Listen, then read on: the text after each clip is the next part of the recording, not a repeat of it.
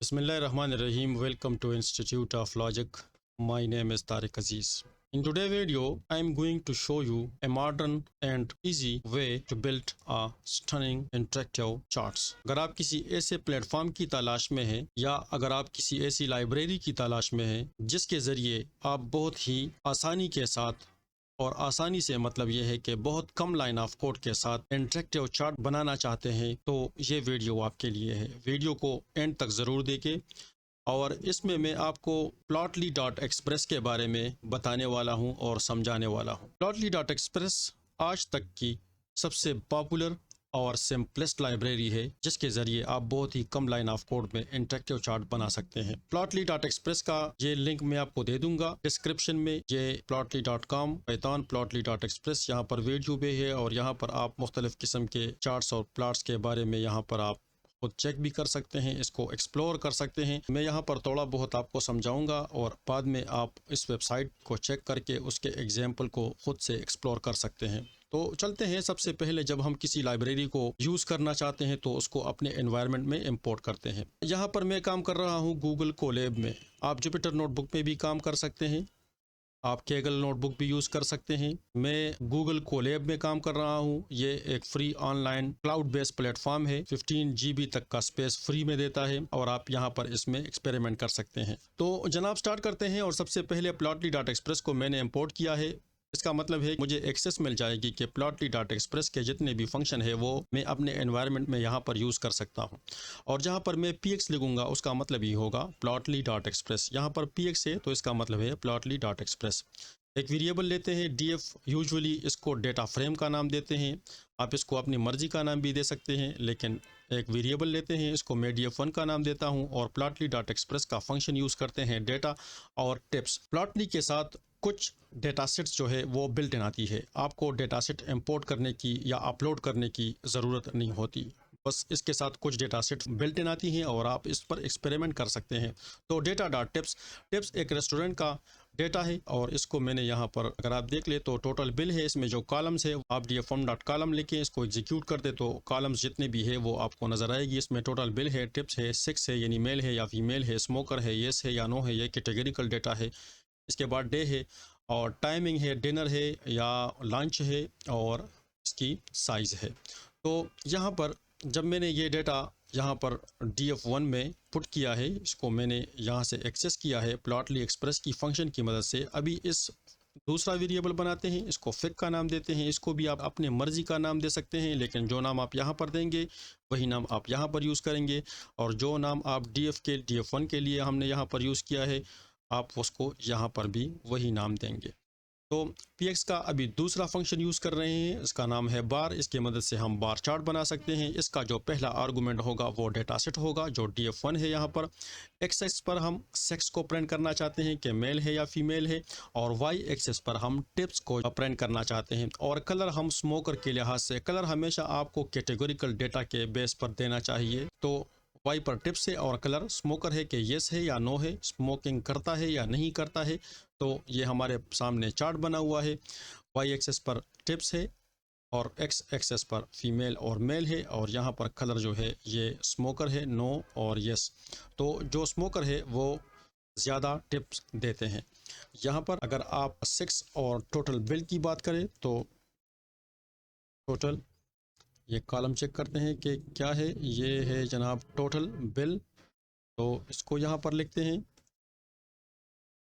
और इसको एग्जीक्यूट करते हैं। अभी हमारे सामने जो है वो यहाँ पर टोटल सेल आया है और इसमें भी स्मोकर जो है उसका बिल ज़्यादा, हमेशा ज़्यादा होता है। इससे हमें इसका भी पता चलता है। कलर अगर हम फॉर एग्ज़ाम्पल हम डे के लिहाज से देना चाहते हैं तो इसको चेक करते हैं और ये भी आप देख सकते हैं कि ये संडे, सैटरडे, ट्यूसडे, फ्राइडे। सो जो फ्राइडे है यहाँ पर उसमें हमेशा टोटल बिल जो है वो ज़्यादा ही आता है और जो सबसे कम बिल है वो यहाँ पर आप देख सकते हैं कि जो छुट्टी वाला दिन है उसमें रेस्टोरेंट में लोग बहुत कम आते हैं। ओके, इसके बाद आगे बढ़ते हैं और एक दूसरा डेटा सेट जो है वो भी प्लॉटली के साथ बिल्ट इन आता है, उसको इंपोर्ट करने की ज़रूरत नहीं है। यहाँ पर अभी मैंने वेरिएबल को df का नाम दिया है, यहाँ पर हमने वेरिएबल को df1 का नाम दिया था और मैं प्लॉटली का फंक्शन यूज़ कर रहा हूँ और इसके ज़रिए मैं गैप माइंडर का डेटा सेट एक्सेस करना चाहता हूँ। ये गैप माइंडर है और इस पर आप क्वेरी भी साथ में कर सकते हैं। यानी गैप माइंडर एक डेटा सेट है जिसमें वर्ल्ड की पॉपुलेशन, जीडीपी और मैं आपको यहाँ पर दिखा देता हूँ। यहाँ पर df.head फंक्शन अप्लाई करेंगे तो ये आपको पहले 5 रोज़ जो है आपके डेटा सेट का दिखा देगा। तो यहाँ पर कंट्री है, कॉन्टिनेंट है, ईयर है और लाइफ एक्सपेक्टेंसी है, पॉपुलेशन है, जीडीपी पर कैप है और ISO अल्फ़ा जो है ये मैप के लिए यूज़ होता है क्योंकि ये अब्रीविएशंस होते हैं और कुछ चार्ट्स प्लॉटली के ऐसे हैं या दूसरे लाइब्रेरीज़ में भी ऐसे फंक्शंस होते हैं जो इस ISO अल्फ़ा को यूज़ करके ज्योग्राफिकली आपको रिप्रेजेंटेशन प्रोवाइड करता है। यहाँ पर अभी मैं क्वेरी कर रहा हूँ, कंट्री तो हमारे पास बहुत सारे हैं लेकिन मैं क्वेरी करता हूँ कि कंट्री में मुझे सिर्फ पाकिस्तान, इंडिया, अफगानिस्तान, श्रीलंका, ईरान और जापान चाहिए। तो हमारे डेटा सेट यहाँ पर जब हम प्रिंट करेंगे तो इसमें यही कंट्रीज़ आएंगी, इसके अलावा दूसरे कंट्री नहीं आएगी। और एक्सेस पर मैं ईयर और वाई एक्सेस पर पॉपुलेशन और कलर में इसको कंट्री के लिहाज से देना चाहता हूँ। होवर नेम कंट्री होगा, जिस पर हम ओवर करेंगे तो ये इंडिया दिखाएगा, देखिएगा। यहाँ पर हम ओवर करेंगे तो यहाँ पर जापान दिखाएगा। तो इस चार्ट से हमें यह पता चलता है कि सबसे तेज़ी से जो पॉपुलेशन बढ़ रही है वो है इंडिया का। और उसके बाद यहाँ पर अगर आप देखें तो ये पाकिस्तान है, उसके बाद जापान है, उसके बाद ईरान है और अफ़गानिस्तान की सबसे कम पॉपुलेशन है। इसके अलावा अगर आप यहाँ पर पॉपुलेशन की बजाय लाइफ एक्सपेक्टेंसी को चेक करना चाहते हैं तो इसको चेक करते हैं। तो अभी जापान की लाइफ एक्सपेक्टेंसी जो है वो सबसे ज़्यादा है, यानी इसमें एवरेज उम्र जो है लोगों का वो ज़्यादा है। उसके बाद ईरान है, उसके बाद पाकिस्तान है, फिर इंडिया है और सबसे कम लाइफ एक्सपेक्टेंसी वो अफ़गानिस्तान में है क्योंकि अफ़गानिस्तान तमाम उम्र दूसरे ममालिक का मैदान जंग बना रहा जो आज तक ही मैदान जंग है। ये आपने याद रखना है कि ये डेटा जो है ये 2007 तक है। ओके, इसके बाद बढ़ते हैं और यहाँ पर गैप माइंडर दोबारा मैं उठाता हूँ, कंट्रीज़ में वही लेता हूँ और उसके बाद में DF और एक्सेस पर ईयर, वाई एक्सेस पॉपुलेशन और कंट्री। लेकिन ये इस मरतबा हम एरिया का फंक्शन यूज़ कर रहे हैं। यहाँ पर आप देख सकते हैं तो ये एरिया हमें दिखाएगा, ये हमें शो करेगा। यहाँ पर ये इंडिया का है, आप देख सकते हैं।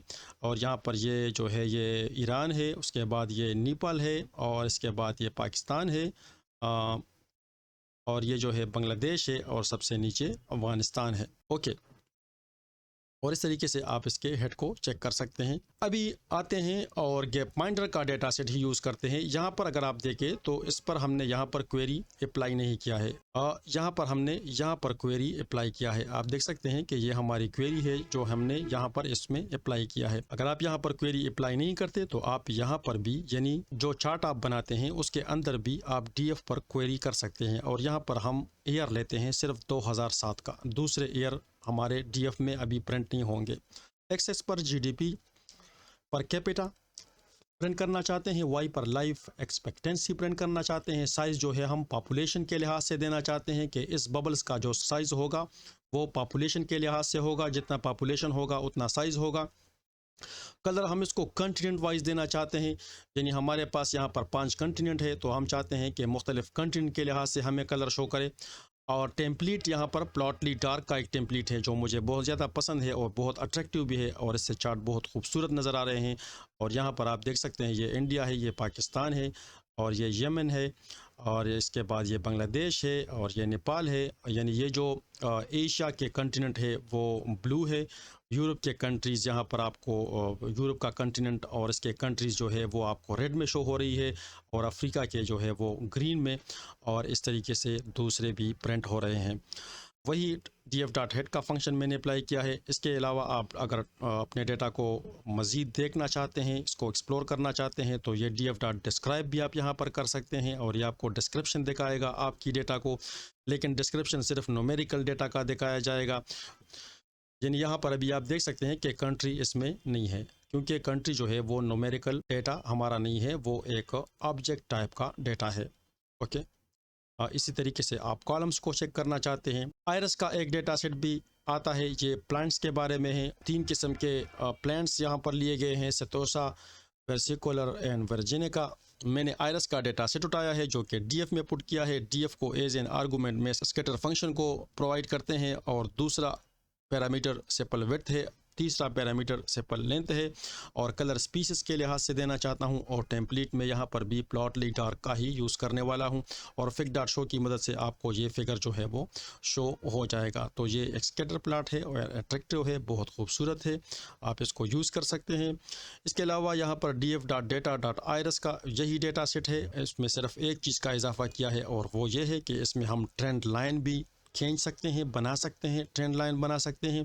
और ये आप देख सकते हैं यहाँ पर ट्रेंड लाइन जो है वो बन चुके हैं।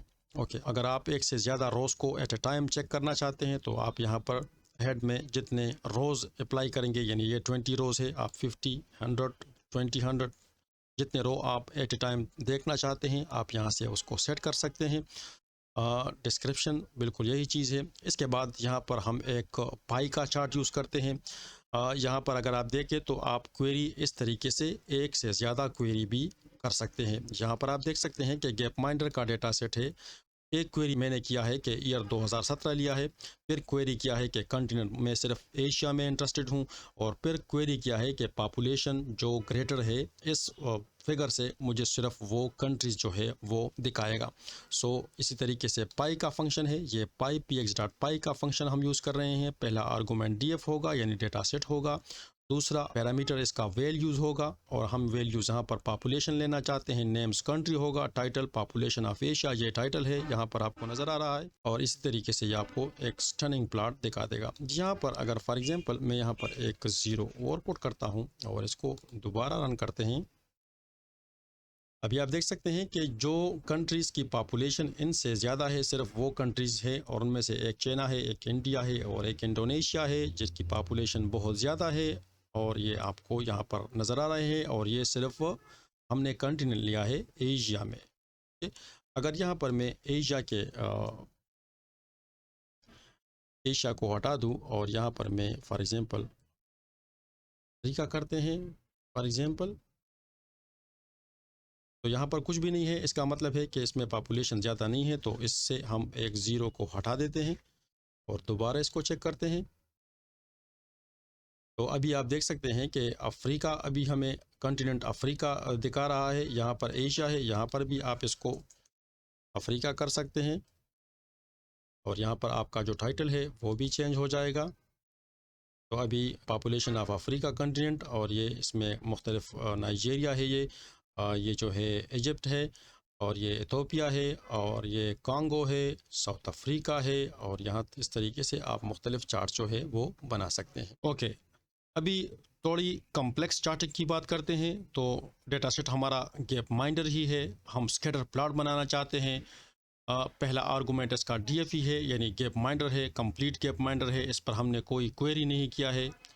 इसके बाद दूसरा जो पैरामीटर है वो जीडीपी पर कैप है, वाई लाइफ एक्सपेक्टेंसी है। आप प्लॉटली डॉट एक्सप्रेस में एनिमेशन कर सकते हैं। इसके लिए एनिमेशन फ्रेम जो है वो ईयर है, यानी हम ईयर के लिहाज से एनिमेशन करना चाहते हैं। एनिमेशन ग्रुप यहाँ पर कंट्री है, हम मुख्तलिफ कंट्रीज़ को ग्रुप करना चाहते हैं, तो मुख्तलिफ कंट्रीज़ को हम कंटिनेंट के लिहाज से ही ग्रुप करेंगे।